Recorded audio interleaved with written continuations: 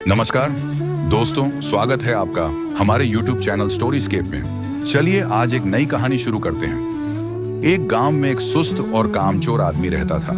काम धाम तो वह कोई करता न था, हाँ बातें बनाने में बड़ा माहिर था।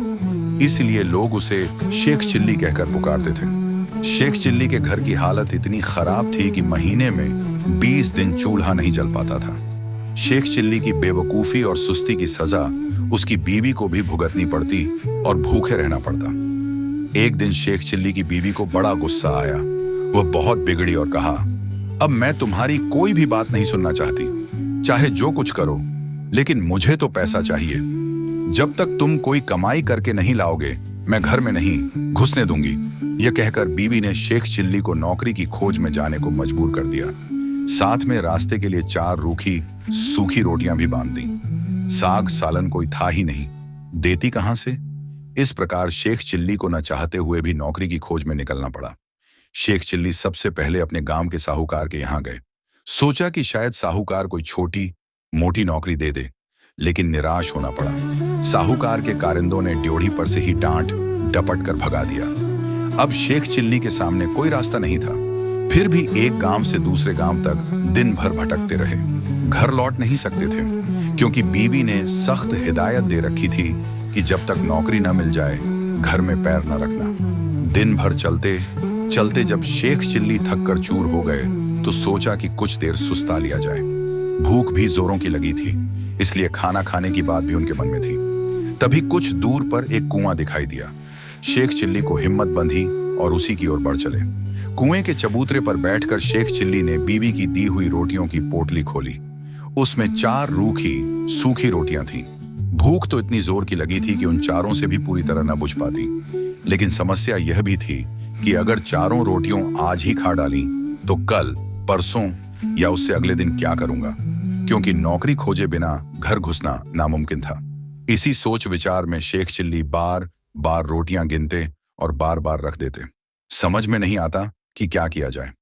जब शेख चिल्ली से अपने आप कोई फैसला न हो पाया तो कुएं के देव की मदद लेनी चाहिए। वह हाथ जोड़कर खड़े हो गए और बोले, हे बाबा, अब तुम ही हमें आगे रास्ता दिखाओ। दिन भर कुछ भी नहीं खाया है। भूख तो इतनी लगी है कि चारों को खा जाने के बाद भी शायद ही मिट पाए। लेकिन अगर चारों को खा लेता हूं तो आगे क्या करूंगा? मुझे अभी कई दिनों यहीं आसपास भटकना है। इसीलिए हे कुआं बाबा, अब तुम ही बताओ कि मैं क्या करूं। 1 खाऊं, 2 खाऊं, 3 खाऊं, चारों खा जाऊं? लेकिन कुएं की ओर से कोई जवाब नहीं मिला। वह बोल तो सकता नहीं था, इसलिए कैसे जवाब देता? उस कुएं के अंदर 4 परियां रहती थीं। उन्होंने जब शेख चिल्ली की बात सुनी तो सोचा कि कोई दानव आया है जो उन्हीं चारों को खाने की बात सोच रहा है। इसलिए तय किया कि चारों को कुएं से बाहर निकालकर उस दानव की विनती करनी चाहिए ताकि वह उन्हें न खाए। यह सोचकर चारों परियां कुएं से बाहर निकल आईं। हाथ जोड़कर वे शेख चिल्ली से बोली, हे दानवराज, आप तो बड़े बलशाली हैं। आप व्यर्थ ही हम चारों को खाने की बात सोच रहे हैं। अगर आप हमें छोड़ दें तो हम कुछ ऐसी चीजें आपको दे सकती हैं जो आपके बड़े काम आएंगी। परियों को देखकर वो उनकी बातें सुनकर शेख चिल्ली हक्के बक्के रह गए। समझ में ना आया कि क्या जवाब दे। लेकिन परियों ने इस चुप्पी का यह मतलब निकाला कि उनकी बात मान ली गई। इसीलिए उन्होंने एक कठपुतला व एक कटोरा शेख चिल्ली को देते हुए कहा, हे दानवराज, आपने हमारी बात मान ली, इसलिए हम सब आपका बहुत बहुत उपकार मानती हैं। साथ ही अपनी यह 2 तुच्छ भेंटें आपको दे रही हैं। यह कठपुतला हर समय आपकी नौकरी बजाएगा, आप जो कुछ कहेंगे करेगा, और यह कटोरा वह हर एक खाने की चीज आपके सामने पेश करेगा जो आप इससे मांगेंगे। इसके बाद परियां फिर कुएं के अंदर चली गई। इस सब से शेख चिल्ली की खुशी की सीमा न रही। उसने सोचा कि अब घर लौट चलना चाहिए, क्योंकि बीवी जब इन दोनों चीजों के करतब देखेगी तो फूली न समाएगी। लेकिन सूरज डूब चुका था और रात घिर आई थी। इसलिए शेख चिल्ली पास के एक गांव में चले गए और एक आदमी से रात भर के लिए अपने यहाँ ठहरा लेने को कहा। यह भी वादा किया कि इसके बदले में वह घर के सारे लोगों को अच्छे अच्छे पकवान व मिठाइयां खिलाएंगे। वह आदमी तैयार हो गया और शेख चिल्ली को अपनी बैठक में ठहरा लिया। शेख चिल्ली ने भी अपने कटोरे को निकाला और उसने अपने करतब दिखाने को कहा।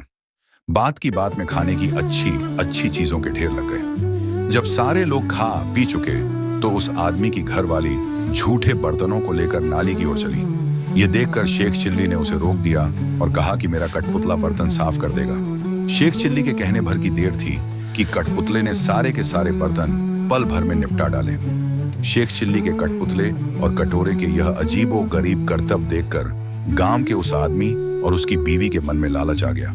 शेख चिल्ली जब सो गए तो वह दोनों चुपके से उठे और शेख चिल्ली के कटोरे व कठपुतले को चुराकर उनकी जगह एक नकली कठपुतला और नकली ही कटोरा रख दिया। शेख चिल्ली को यह बात पता न चली। सवेरे उठकर उन्होंने हाथ मुंह धोया और दोनों नकली चीजें लेकर घर की ओर चल दी। घर पहुंचकर उन्होंने बड़ी डींगें हाँकी और बीवी से कहा, भगवान, अब तुझे कभी किसी बात के लिए झींकना नहीं पड़ेगा।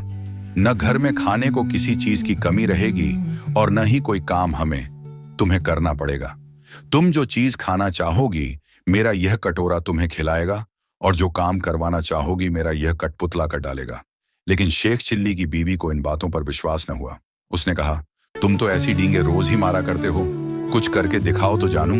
हाँ, क्यों नहीं, शेख चिल्ली ने तपाक से जवाब दिया और कटोरा कठपुतले में अपने करतब दिखाने को कहा। लेकिन वह दोनों चीजें तो नकली थीं, अतः शेख चिल्ली की बात झूठी निकली। नतीजा यह हुआ कि उनकी बीवी पहले से ज्यादा नाराज हो उठी। कहा, तुम मुझे इस तरह धोखा देने की कोशिश करते हो। जब से तुम घर से गए हो घर में चूल्हा नहीं जला है। कहीं जाकर मन लगाकर काम करो तो कुछ तनख्वाह मिले और हम दोनों को 2 जून खाना नसीब हो। इन जादुई चीजों से कुछ नहीं होने का। बेबस शेख चिल्ली खिसियाए हुए से फिर चल दिए। वह फिर उसी कुएं के चबूतरे पर जाकर बैठ गए। समझ में नहीं आ रहा था कि अब क्या किया जाए। जब सोचते सोचते वह हार गए और कुछ भी समझ में ना आया तो उनकी आंखें छलछला आईं और रोने लगे। ये देखकर कुएं की चारों परियां फिर बाहर आईं और शेख चिल्ली से उनके रोने का कारण पूछा। शेख चिल्ली ने सारी आपबीती कह सुनाई। परियों को हंसी आ गई। वे बोली, हमने तो तुमको कोई भयानक दानव समझा था और इसलिए खुश करने के लिए वे चीजें दी थीं, लेकिन तुम तो बड़े ही भोले भाले और सीधे आदमी निकले। खैर, घबराने की जरूरत नहीं, हम तुम्हारी मदद करेंगे। तुम्हारा कठपुतला और कटोरा उन्हीं लोगों ने चुराया है जिनके यहाँ रात को तुम रुके थे। इस बार तुम्हें एक रस्सी डंडा दे रही है। इनकी मदद से तुम उन दोनों को बांध व मारकर अपनी दोनों चीजें वापस पा सकते हो। इसके बाद परियां फिर कुएं में चली गईं। जादुई रस्सी डंडा लेकर शेख चिल्ली फिर उसी आदमी के यहाँ पहुंचे और कहा, इस बार मैं तुम्हें कुछ और नए करतब दिखाऊंगा। वह आदमी भी लालच का मारा था। उसने समझा कि इस बार कुछ और जादुई चीजें हाथ लगेंगी, इसलिए उसमें खुशी खुशी शेख चिल्ली को अपने यहाँ टिका लिया। लेकिन इस बार उल्टा ही हुआ। शेख चिल्ली ने जैसे ही हुक्म दिया वैसे ही उस घर वाले व उसकी बीवी को जादुई रस्सी ने कसकर बांध लिया और जादुई डंडा दनादन पिटाई करने लगा। अब तो वे दोनों चीखने, चिल्लाने और माफी मांगने लगे। शेख चिल्ली ने कहा, तुम दोनों ने मुझे धोखा दिया है। मैंने तो यह सोचा था कि तुमने मुझे रहने को जगह दी है, इसलिए मैं भी तुम्हारे साथ कोई भलाई कर दूं, लेकिन तुमने मेरे साथ उल्टा बर्ताव किया। मेरे कठपुतले और कटोरे को ही चुरा लिया। अब जब वे दोनों चीजें तुम मुझे वापस कर दोगे तभी मैं अपनी रस्सी व डंडे को रुकने का हुक्म दूंगा। उन दोनों ने झटपट दोनों चुराई हुई चीजें शेख चिल्ली को वापस कर दी। ये देखकर शेख चिल्ली ने भी अपनी रस्सी व डंडे को रुक जाने का हुक्म दे दिया। अब अपनी चारों जादुई चीजें लेकर शेख चिल्ली प्रसन्न मन से घर को वापस लौट पड़े।